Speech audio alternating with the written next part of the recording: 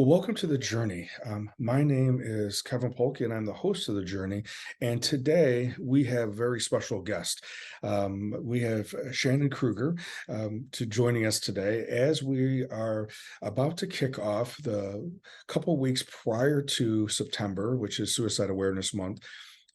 We are going to start having featured conversations about individuals who've either been impacted by suicide or are involved with how to make a difference with either a particular demographic they're working with or something that has been placed on their heart because of their own journey. So, Shannon, I know we got an opportunity to meet a few months ago when we were doing a talk in Oak Creek, Wisconsin, a little bit south of Milwaukee. And you had a very interesting story and a very engaging personality. So, thank you for being on the journey. So let me first start off with just asking, when you're not busy working and advocating with all the different passionate things that you're involved with, which we'll get into in a little bit, what does Shannon do for fun? Shannon spends time with her dog. Okay. I have a rescue dog, a puppy that I've had. I brought him home at 8 weeks old. His name is Atticus. And I live very near a park, and we spend a lot of time hiking, traversing the river, just being outside with my dog, and a lot of yard work, a lot of outdoor time in my garden. Okay. Absolutely. Okay. And are your well, let's first stick with Atticus. Atticus is a rescue dog. Does he feature any particular breed, or is he kind of a mix? He's a super mutt. So he looks very wolf-like. Okay. His breed is primarily Chow Chow. He's got German Shepherd. He's got Lab. He's got Chinese Shar He has Transylvanian Bloodhound. He has a German Shorthair Pointer. So he's a handsome boy, and he knows it. But yeah, he people call him my little dire wolf. He's big too. He's an 80-pound tank, and he's great. He's the sweetest boy. Gotcha. Well, one of my very first dogs that I got after I finished college, undergraduate school, was about 8 weeks old. I got a rescue from the pound, and it was a mix between a Chow Chow and a German Shepherd. And so, only about 50 pounds. It was a female, but she was an amazing dog. I never had to have her on a leash. I would, depending on where I was at, but never needed to have her on a leash. She'd always be right by me, and I could just snap my fingers and she would know what to do, so Yeah, that's we're finally getting there with Atticus. So he's going to be a service animal for me. nice. And yes, we've started some preliminary training when he was a puppy. It was just too demanding at the time, with what I had going on in my own life, because I was still serving active duty in the military, and had some other things that I was dealing with. So it's kind of hard to train him as a puppy. But there is a woman that runs an organization here in Wisconsin called Haven, and I am going to work with her to get him back into training, so that way I can have him with me wherever I go, because I would be lost without my dog. Absolutely. And how old is Atticus right now? He's 2.5. Okay, gotcha. Yeah, Okay, yeah, yeah. and he was full puppy until he was about 2. I was like, "Oh my goodness, what am I gonna do with this dog?" But then he just turned into, such a gentleman. Yeah, Nice, nice. my sidekick. Perfect. So Shannon, so tell us a little bit about your backstory. Where'd you grow up? Who were some of the players in your family or your circle? Okay. So I was born here in Milwaukee, but left as a toddler. My mom and I moved to California as a kid, lived in Southern California, and spent some time in Las Vegas. Um, my mom was a single mom. Um, and my dad's remained here in Wisconsin. I didn't really, for so many reasons. I wasn't afforded a relationship with my dad as a child. When I was 13, it was decided that I would come and actually live with my dad and my stepmom, who had relocated from Milwaukee up to a very small town in the center of the state of Wisconsin. Go Arpin, ARPIN. That's correct.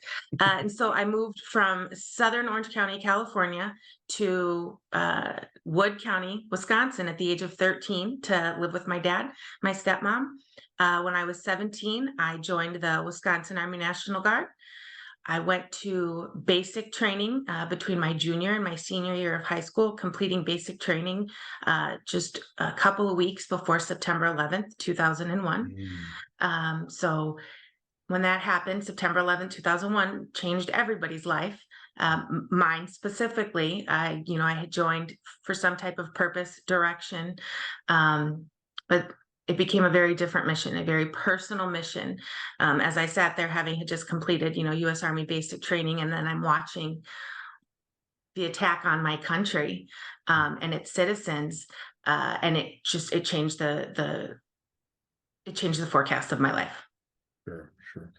What, and maybe you were alluding to it just a second ago, but why the National Guard? Why the military? I mean, there's a lot of different choices. That's a great choice, but why that choice? And because sometimes I don't think people fully grasp why someone at 16, 17 years old would make that major commitment.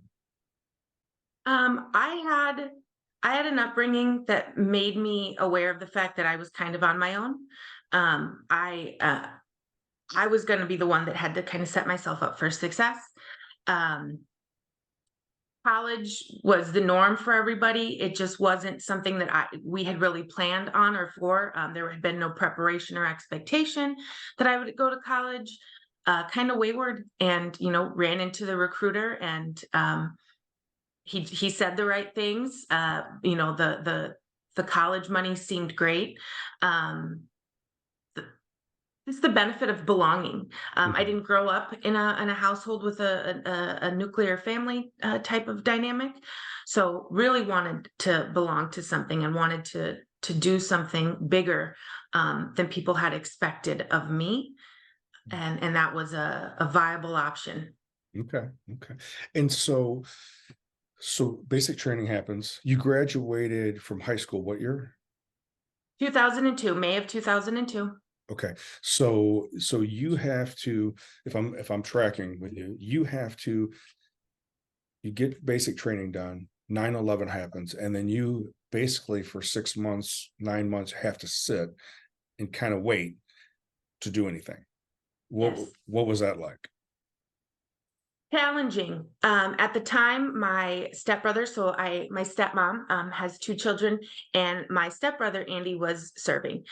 So he had wrapped up his active duty commitment. He was serving back here in the States, or excuse me, in the state of Wisconsin. Um, so, when we invaded Afghanistan that October, and our nation was at war, I still wasn't a fully developed adult, so I wanted to be a part of it, but also knowing that I had not completed training yet. I had my AIT, or my job, my military job. I still had that training to complete yet. Um, so you know that it's happening. I also know that that wasn't my fight yet. That wasn't my time. That wasn't my battle quite yet. Mhm. Um, that changed very quickly. I graduated high school in May of 2002. I went to AIT in September of 2002. Graduated in December of 2002, just the week before Christmas. And by the third week of January, my unit that I was assigned to in the Wisconsin Army National Guard was called up for mobilization. So at 18, before I even got a chance to put that college money to good use, I was on my first deployment mobilization. Wow. Okay. And where were you deployed to, or where were you mobilized to? So our mission changed. This was right around the time it was pre-invasion for Iraq. So our mission changed. The country we were supposed to go to uh, pulled out of support, and therefore we got stuck right at Fort McCoy in Wisconsin. Um, we ended up becoming a deployment a resource, so a mobilization site resource. Mm, So it was in a maintenance unit at the time, and we could fix anything from a Humvee to a set of night vision goggles, generators, you name it. So our mission became to support as units were leaving, and it was rapid mobilization. Fort McCoy was a rapid mob site. There were units coming in and out in ways that were unprecedented for the times. So I came onto that deployment in January of '03, and I stayed on until June of '04, so almost 18 months. Wow. Um, yeah, which was hard because you wanna be in the fight, you know you're in the fight, right? So not everybody's a trigger puller, not everybody not everybody can be in those theaters of operation, not everybody can be in Iraq or Afghanistan. We have to have support throughout, the globe. Um, so for us, we're a maintenance unit, and our armory, our headquarters was just outside of the gate. We were like, I don't even think 9 miles away from Fort McCoy's main gate was where our armory was. So we have a bunch of soldiers sitting there, unable to leave, participating in the war effort, can't go home, can't go back to their families. Um, but they're at home. Mhm. They're in Wisconsin. So there was a lot of angst, a lot of, it was a hard deployment in the sense that it was frustrating, Mhm. because you don't feel like you're doing your part, but you're doing something Right. and you're sacrificing. So it was a weird deployment. And I think that's a great point to make because and at 18, 19, 20 years old, we're gonna have a hard time being mature enough to see it from a macro level.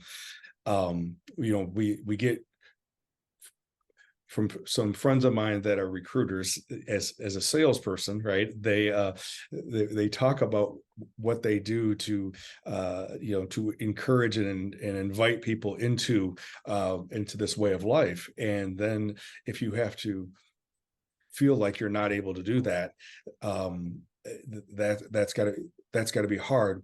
But with that being said, what you guys were doing was critical for them to be successful for the ones that were deployed overseas. Absolutely. Being a part of the war effort um, it doesn't come strictly from service, being in the combat area. We know how many people did it during World War II because those were, total wars. So everybody had a hand in. And when you're in the military, you want to be that hard charger. You want to be making the difference. You want to be, full go all the Mhm. time. And it can kind of break you down mentally when you can't. You want to participate, yet something is keeping you back. Um, a lot of cognitive dissonance there. Yeah, exactly. So Shannon, that was 20 years ago. Yeah, and so now thinking back, right, that was how your experience in the military began, and the National Guard and the Army began. Tell us a little bit about where you're at now, and what are some of the other experiences that are kind of like highlight over your career. So I just retired last year. Pardon me, I don't know how to turn that off. Um, I just retired last year from the National Guard. I did I almost said actual. I did a second deployment, this time to Iraq in 2006, 2007 with a transportation company. When I came back from that deployment, I attempted to go to college again, and just could not find fulfillment. Didn't feed my soul, wasn't passionate about it. I applied for a job working full time at the Department of Military Affairs in Madison, Wisconsin. Got hired for the job. That was September of 2008. And I worked full time until last January. January of 2022 was when I finally separated, retired from service. 16 years active duty, just shy of 21 years total. Um, I had a really great military career for the first 15 years. Um, yeah. And then things got challenging, both external life processes and military culture. Um, and I started to face a lot of adversity in the last quarter of my time in. Um, so I separated last year with a medical retirement. And now I work with veterans. I work as a outreach peer specialist for the Captain John D. Mason Veteran Peer Outreach Program out of the Medical College of Wisconsin. Got the job in April, and I'm still learning. Very much still learning how to make this position my own. I know how to connect with veterans. You can't tell me differently. Um, so I wanna do it right, but I wanna do it the way that I know best, because I think in order to connect with veterans and to really make a difference, especially when it comes down to life or death stuff, you have to be genuine, and if you're not genuine, you're not passionate about it, if your heart isn't in it, person in need is gonna pick up on that. So, in my new role, um, I'm still trying to find my way. I think I'm getting a little bit more successful at it, but there is such a need. There's such a need for veteran peer support. There is such a need for programs like the ones that I'm involved in, um, for our veterans, younger veterans, our Vietnam veterans, your Gulf War veterans, Cold War era veterans. There's new language that's being used, and a new norm that's being set. Like a cultural shift is happening, everywhere across the globe, but also in the military. And I just want to do my part, to bring as many veterans with me to the promised land, to the finish line as Mhm. possible. So tell us a little bit about Captain John D. Uh, Mason. Tell us a little bit about him. Tell us a little bit about what your program does. Yeah, tell us a little bit about all that. So, Captain Mason, John, he was a Vietnam veteran who we lost to suicide. And when he did suicide, he left a note to his best friend that said basically like, "It's too late for me, but get me to the VA, so we can save someone else." Um, and his best friend took that to heart and took that guidance from his departed friend and turned it into the Captain John D. Mason Veteran Peer Outreach Program. So we work with a lot of organizations. So the word veteran and outreach, you're going to hear a lot in this podcast. But so I don't work for the VA. I don't work at the VA, and you don't have to be affiliated with the VA for me to be a veteran peer to you. What we want to do, what the big push behind this is suicide prevention. 70% of veterans that suicide have no connection or affiliation to the VA. For whatever reason that is, um, we know that getting them to the VA and getting them to surround themselves with other veterans and the programs and the people that are there to help keeps them connected. So we want to encourage people to give the VA a try again. We're suicide prevention. So military veterans have a tendency to use weapon guns when they suicide, more than the general population, and that it's catastrophic. So we also, the Captain John D. Mason program, we worked with the Live Today, Put It Away program, which is gun retailers, and local law enforcement agencies that will that they'll do safekeeping of a weapon if a veteran voluntarily chooses to part ways with their weapon. If a veteran says, "I'm in a point of crisis or distress, and having that weapon in my home is unsafe for me," it allows that veteran to say, "Hey, can you hold this for me for 30, 60, 90, 120 days?" You're not required to get a psych check to get it back. You're not required to go to your doctor and get a note. It's just basically for you to take that knee, take those lethal means out of your uh, presence, and give yourself a little bit of time to calm down. Or work through what you're going through, or just get on the other side of it. I mean, if you have a divorce hearing coming up, or you have a custody dispute, or whatever it is, whatever the case may be that's got that veteran in that distressed place, if we can take a beat, get that lethal means, even just put on pause, Yeah, yeah, we yeah, have a chance to come back. Yeah. sure.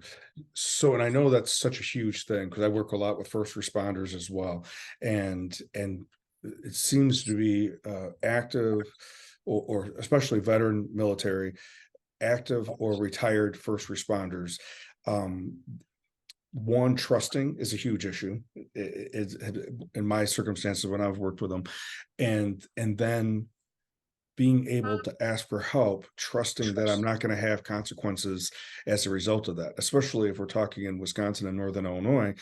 Hunting is a big part of the culture, and I may not take measures for my safety if it jeopardizes my way of life. Nailed it.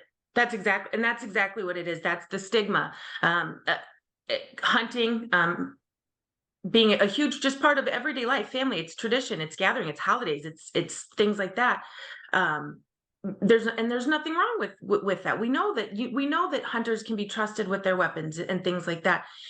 Similarly, in the military, you don't want to be the person that has to, you know, I need to see mental health. Now they're going to take my weapon from me. You know, when I was in Iraq, I had to hand over my weapon before I could go into the mental health facility. Um, or any veteran, any service member would have to relinquish their weapon in the theater of operations where combat is happening. They would have to render themselves, you know, defenseless in order to seek mental health help, and we want to get away from that. We want to say, like, hey, we can trust you to struggle, we can trust you to be a responsible gun owner. Mhm. And that's it. Really is the cultural shift. It's the change of the norms. And I know, and I've discussed this with so many veterans, it's my right to have my weapon. You will take it out of my cold dead hand, you will take it, but I can relinquish it to you Mm. because I know it's what's best for me. Yeah. And that's the precedent we want to set. That's the standard that we want to set. We don't want there to be a fear of consequences. The life is a consequence, you know, but participating every day. So we don't want that. We just want to make it easier. So it's such an interesting thing. I've been in the mental health field for 33 years now, coming up on 34. And in some capacity, either working in schools or addiction or mental health. And so many times, especially over the last 30 years, there has been fear has driven policy. Oh, Fear has driven some of these black and white how we interact. And so when that happens, it's not much different than the failure we had 40, 50 years ago with the war on drugs. Just say no, and scaring people that if you smoke marijuana you're going to go crazy, or your brain's going to be fried on drugs. Not saying that those things can't happen, but that is not the norm. And as soon as we find out that you weren't telling me the truth, now I don't trust you with anything. right. And that's, I know, with even more, well, equally with first responders as well as veterans, that has been a huge obstacle that we've had, where for first responders to come in and seek help, with the idea that, how is this going to be held against me? 100%. I know myself, my experience in the military, the how is this going to be used against me, held against me? That was a real fear. It was valid. I experienced that in my career. Other veterans have experienced that. You don't want to be the person that raises the hand and says, "Hey, I'm not doing well." Right? You don't want to be the weak link in the chain. You don't want to be the person that shorthands your squad or your section or your mission. You want to soldier on. I use the word soldier a lot because army, but you just want to charge on. And as soon as you say something, how it's perceived, that worry, that fear of how it's going to be perceived keeps a lot of people struggling in silence. And for a long time there was those consequences. There was that immediate admonishment of any service member that said, "Hey, something's not quite right."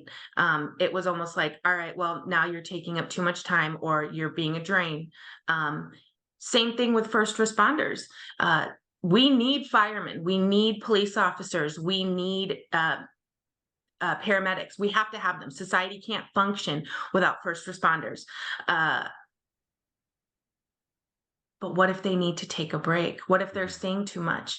It's not uncommon for first responders and veterans to overlap. I went to a training about a month ago where it was run by a lot of first responders, and a lot of them were military veterans. So it's the same culture, it's that same headspace, and I'm really grateful that uh, first responders are finally getting their seat at the table to talk about these things, because they're seeing trauma and tragedy on a daily basis on the home front. And that kind of heroic presence keeps a lot of people silent, Yeah. Yeah. and it's not right anymore. Yeah. Times changed. Yeah, yeah. I think there's a lot of parallels with what you were saying earlier about why someone becomes a firefighter or a police officer, very similar to uh, the same piece of what's draws someone in, that sense of wanting to make a difference, wanting to belong to something bigger than themselves. And I think equally that is why when you talk about pure support, identity is very much if you become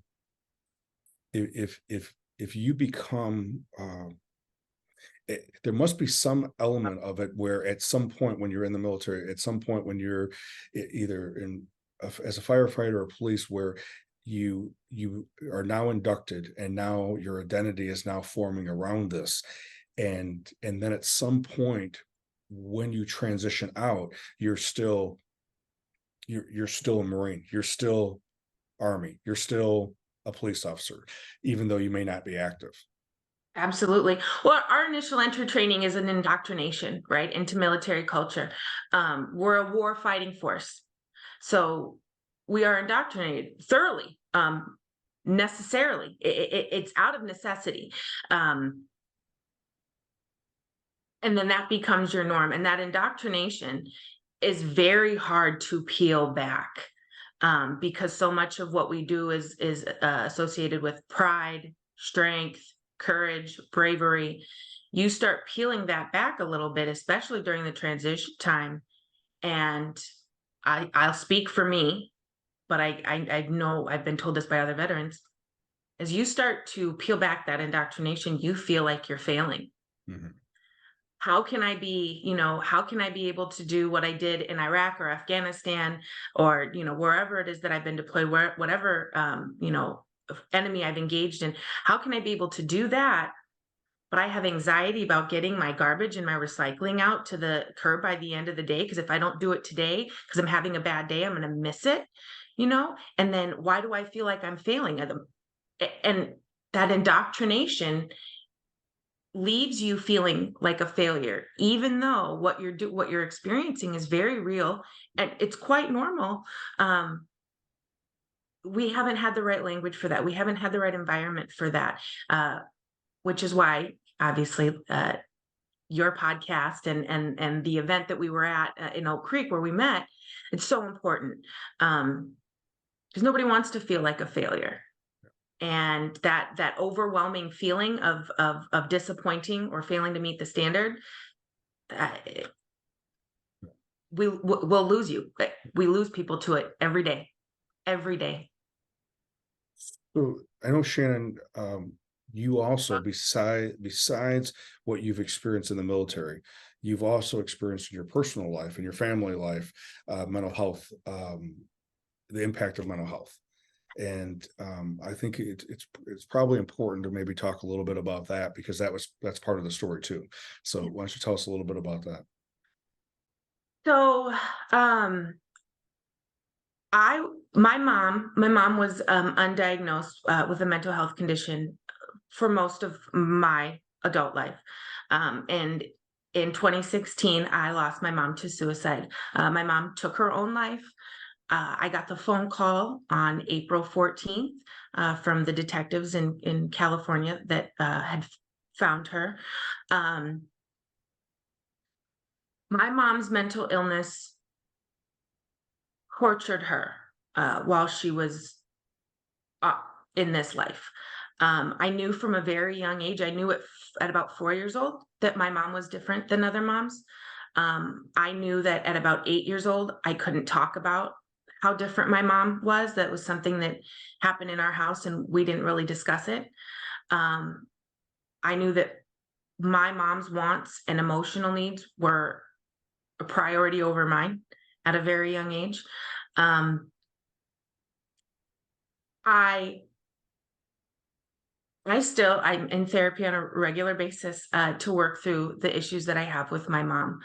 Um, with that being said, my mom my mom loved me as much as she had the capacity to. Mhm. She had experienced trauma in her childhood that was buried under, never acknowledged, never addressed. It was different times, different, it's just the way of the world back then.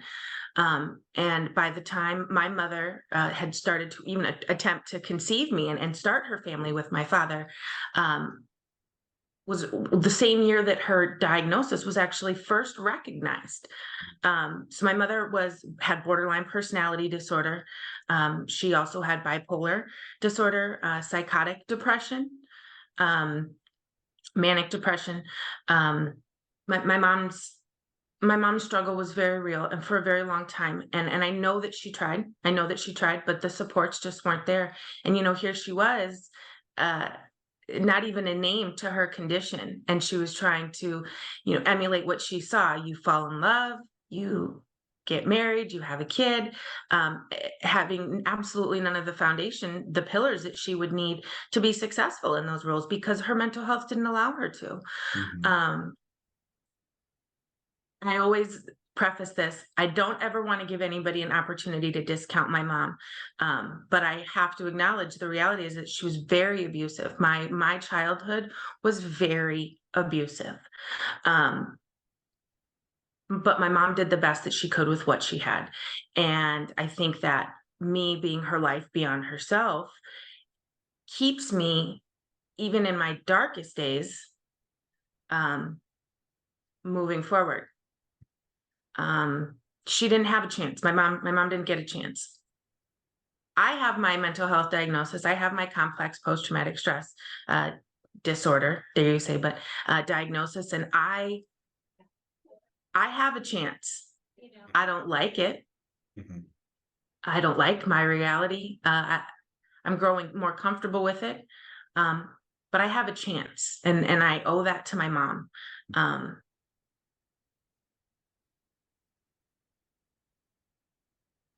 uh, my mom, when she suicided, I was working. I was assigned. I had an additional duty appointment as an applied suicide intervention skills training instructor. So it's the assist program. It's a 2-day workshop, and I was an instructor for that. And so I remember calling the program manager the morning that I got the phone call and just saying like, my mom's my mom has suicided, um, and it took a very long time for me to be able to realize that was not my failure. Mhm. Because how am I out here trying to save lives and putting together life plans and recognizing signs and symptoms and suicidal ideations, behaviors, and I couldn't even do it for my own mom. Through therapy, I realized that I wasn't able to do it for my own mom because I had to put boundaries in place that would keep me alive, that would keep me as healthy as possible as she still struggled with her illness. But that took time. And when I first started doing the applied suicide intervention skills training, the assist program, one of the things that they ask you to do is say, are you thinking of killing yourself? Are you thinking of suicide? Specifically, are you thinking of killing yourself? Are you considering suicide? You can't say, are you thinking of harming yourself? You're not going to do something dumb, are you? It is the actual asking of the words. And it takes time. You'll see your participants and even your instructors catch their breath because once you ask that question, you better be prepared for the response. Mhm. And it's a very hard question to ask. Uh, I don't know if I would have been able to ask my mom that night that she took her own life because she wasn't in a place. She wasn't with us. Mhm. She wasn't here. Um, but I had heard it enough. I'd heard it enough to know that it was a consideration. Um, I get it. Yeah, I when I start talking about her, I can go for hours or I can shut down. So just give me a second. Yeah, it's okay. Um, You're yeah. doing great. Thank you. Um, Because, Shannon, I think you mentioned something, and I think it's worth. It takes a long time of self-awareness and self-discovery, therapy, own personal growth, right? To be able to see the same person, but two different faces of the same person. Knowing what you said about that, your mom probably did the best that she could do with what she had. At the same time, you needed more than she could give. And that can be right. the same person, and you don't have to hate someone because they can't do more, or be angry at them. You can be angry about the situation, but Correct. I think that is the paradox of when we start becoming more self-aware about our own story and about our own journey, that it can be the same person. Absolutely. Oh, two things can be true. So I can have my needs and be seeking them from somebody who doesn't have the capacity. Um, it, I say this a lot, and but two things can in fact be true. And it's not to demonize. We don't want to ridicule. We just have to accept that a person's behavior they're only meeting you to where they can. Um, and it can be really hurtful, and it can be feelings that you have to process. It's not necessarily that they're doing something wrong. Um, but you're gonna feel the pain. You're gonna either feel the disappointment, the sadness, the letdown, whatever it may be, the anger, the frustration. I didn't have all of these tools and all of these concepts and things like that when I was younger. I just had that like raw emotion. So now I look back and I see that my body was in a trauma response. You know, fight, flight, freeze, or fawn. That those were my personalities for the Yeah, longest time, yeah. and I didn't realize it. I didn't realize that I was having trauma responses, because when we think trauma, we think war.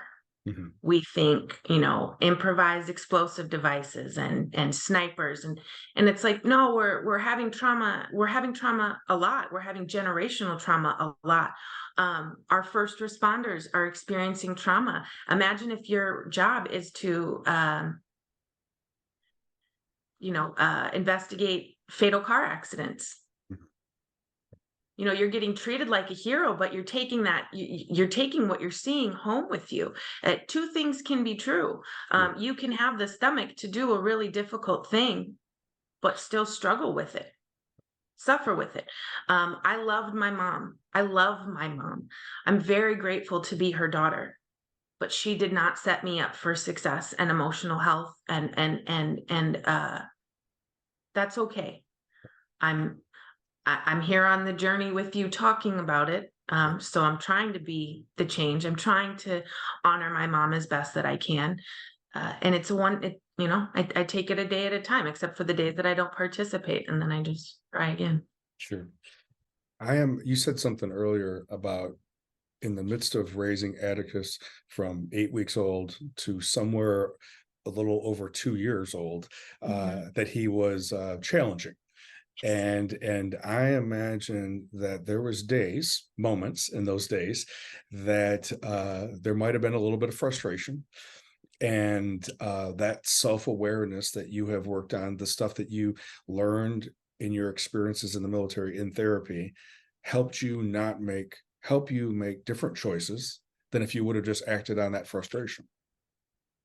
Absolutely. With Atticus, uh, there were there were days where I'm like, I'm not going to be able to do this. I'm not going to be able to live with my condition, live with my traumas, and what I'm going through in real time, in real life at the time, and give him what he deserves, so that way he isn't a naughty dog who, my dog loves to chew on things. not anymore. But I Googled how to tell if your puppy's a wolf when he was like 70. He'd been in my house for 72 hours because it's like it looked like I was fighting a dog because he was mouthy, never biting to be aggressive. He never bit, but he just always with his teeth. Still to this day, we go to the dog park. He's the sweetest boy, but he looks mean. And I'm like, I'm not going to be able to give this dog what he needs. And my feelings of failure are now making my complex PTSD struggles even that much harder. If I fail at taking care of a dog, I literally, what am I doing with my life? Like, why can't I even get this right? I still go back and I look at this. It's a social media post that I shared where I had cried. He was finally napping behind me, and I was crying. I was going through the divorce at the same time that I brought Atticus home, and I just said, like, puppy training is hard. Living with CPTSD is hard. Going through a divorce is hard. Separating from the military is extremely challenging. I did not win today. I'm going to call it a day and try again tomorrow. And I just, when you have a puppy, people think like, oh, puppy. No, he brought me almost to my knees. Yeah. Yeah. But now he keeps me alive. If I don't get him out for a hike, he gives me face. And I'm like, I know. He keeps me engaged because I stuck it out. Yeah. I stuck it out. Yeah. And I think being able to go through your experience with Atticus, right, is an opportunity for you to have a level of empathy that you wouldn't have been able to have for your mom, because there was tools that you had, there was experiences that you could draw from on those days where your mom didn't have those, and she didn't have what she didn't have, right? And so, to your point, doesn't mean that it was okay for you as a small girl, but today as an adult woman, you can see that from a different lens. Absolutely. My mom and I had a very strained relationship. Even at the time of her suicide, we had not been in contact for a couple of months.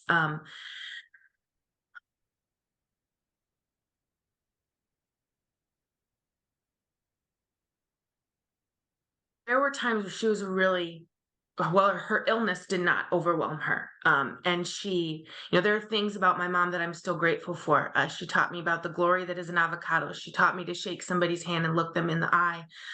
She's the reason why I love to read and write and why I'm so well articulated. There are things about my mom that her illness could not steal from both of us. And I hold on to those things. The process. I've made a lot more peace with my mom now in her death than I think I would have had the opportunity to do while she was alive. And I knew that almost instantly because when I was getting ready to leave her apartment after, everything had been cleaned up and that process was done, that ordeal was over. I remember closing the door and just being like, you're finally at peace now, Mom. Like, I have to go on. Nothing can be unwritten. Nothing can be subtracted. Nothing can be changed. But my mom gets to be healthy now. My mom gets to live through me in a way where, I get to be the best. I get to be the best and the worst of the both of us, but with the best of us shining a little bit more. Mm-hmm. Yeah. It's therapy. It's constant. I'm not healed. I'm not resolved. I'm not fixed. I still definitely have moments where the reality of being Christinia's daughter is heavy for me, and I get sad. I get, I don't want to say jealous, envious. Those moments are more fleeting now as I get the tools to handle all of these emotions that I've been dealing with since I was a little girl. Ooh. You're doing great, by the way. Shannon, I know you've shared with me that not only was it your mom's death, but there was two other deaths that happened pretty quickly at the same time. Yeah. And we talk about the idea of compounding trauma, and in similar, there's compounding grief.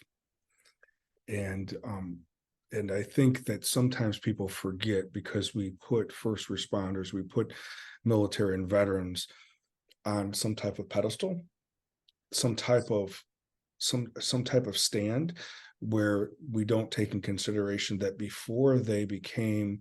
uh, before they entered the military, they had most likely almost up to 20 years Hmm. of life experiences, and that life experiences is what they brought in to the military with them. And Absolutely. so you said something earlier that I think is critical for anyone listening to know, is that being able to authentically create space so that you could then listen and ask questions of another veteran, so that they know, you may not know their story specifically until they share it, Correct. but you can empathetically create a space so that they can be seen and heard at that moment. Yes. I take I don't like to do comparative suffering. I think that, I mean, in general, comparison is almost always the thief of joy, but my my 2016 was excruciating. Um Shortly after my mom's suicide, my best friend, who had been diagnosed with a stage 4 invasive ductal carcinoma in December of 2015, Megan died on July 2nd of 2016. Very young. She's been my best friend since college.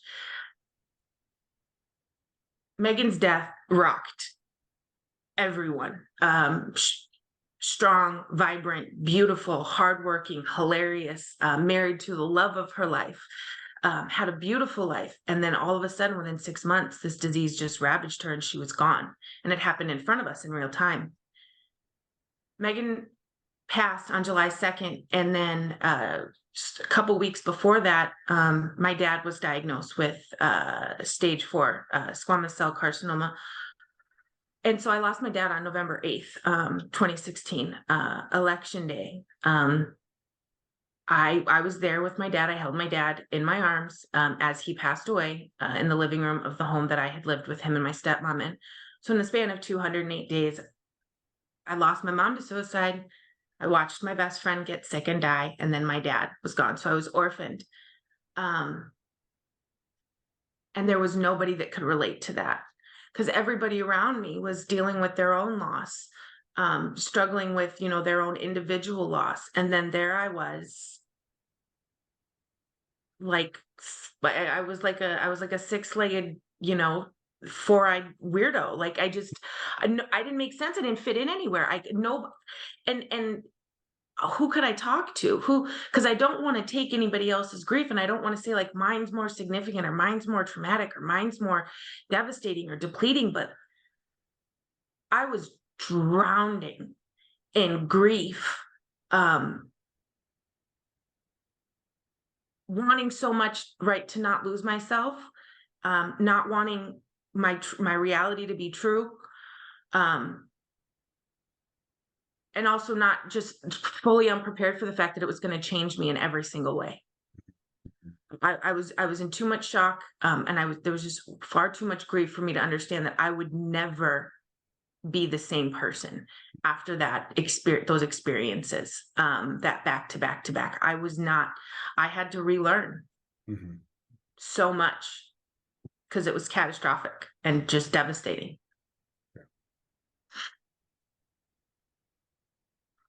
And I think, that, and that's why I wanted to bring up that we talk about in trauma work, we talk about accumulative trauma. And then when we get hit with multiple significant others in our life, uh, regarding grief, it kind of plays into that same element, that we don't fully get through, or be able to even have time to work through cognitively and emotionally and physically the first loss. And then, because in both those cases, with your best friend Megan and your dad, it was the diagnosis that was also just as traumatic as the actual death from the diagnosis, right? And so there's that element too, and that plays a part into it. I'm gonna fast forward us just a little bit, and with the idea of going back to what you do now as a peer support person, tell us a little bit about that. If you can kind of tell us in a brief synopsis about what do you do with that, and what's the best way if someone was listening and wanted to reach out to you, what would be the best way? One, what's your role, and then what would be the best way for someone to reach out to you? So the best way to reach out to me would be to contact. So if you go to the Captain John D. Mason webpage, it's veteranpeeroutreach.org. Veteranpeeroutreach.org. That will lead you to my team, to all of our resources and assets. Email. I have a cell phone. I have a work cell phone specific for my work as a veteran peer support. We have a social media presence. The Captain John D. Mason program has an Instagram page, and that will give you access to me, my email. It also will introduce you to the other veteran peers that I work with, Mark and Pete. So, and not only that, but there's like, we work with Veterans Outreach of Wisconsin, out of Racine, and very veteran, heavy veteran staff, also just civilian staff there. So there's, if you're looking to get a hold of Shannon Krueger, or you just have a search button on Google or Facebook, you'll be able to find me. Perfect. Okay, Yeah. great. Well, Shannon, I know we talked earlier before we started today that I'm definitely interested in us having another time when you're on, so we can continue exploring some of your story and what you're doing, as you are now into the second part, as you're recreating yourself, in this life as post military, or active duty. So let's do this. Let's go ahead and we'll go ahead and wrap up for today, and then we'll set up another time period for us to be able to meet in the future and have the audience come back and listen to you tell a little bit more about some other aspects of your story and what you're and the work that you're doing. So Yeah, I would love that, Kim. Thank you so much for having me, and to everybody that's watching. Yeah, it's a long story, but it's certainly not over. I mean, I'm having a good day today. I think that's what I would like to kind of part ways with the audience and you. I'm having a good day today. I was not having a good day this day last week.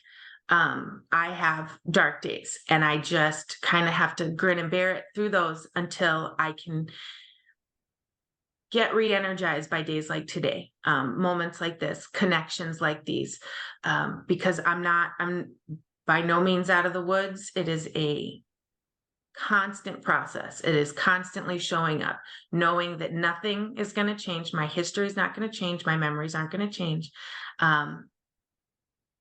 So just thank you. And I look forward to coming back and talking with you. And I'm grateful for the work that you're doing, Kevin.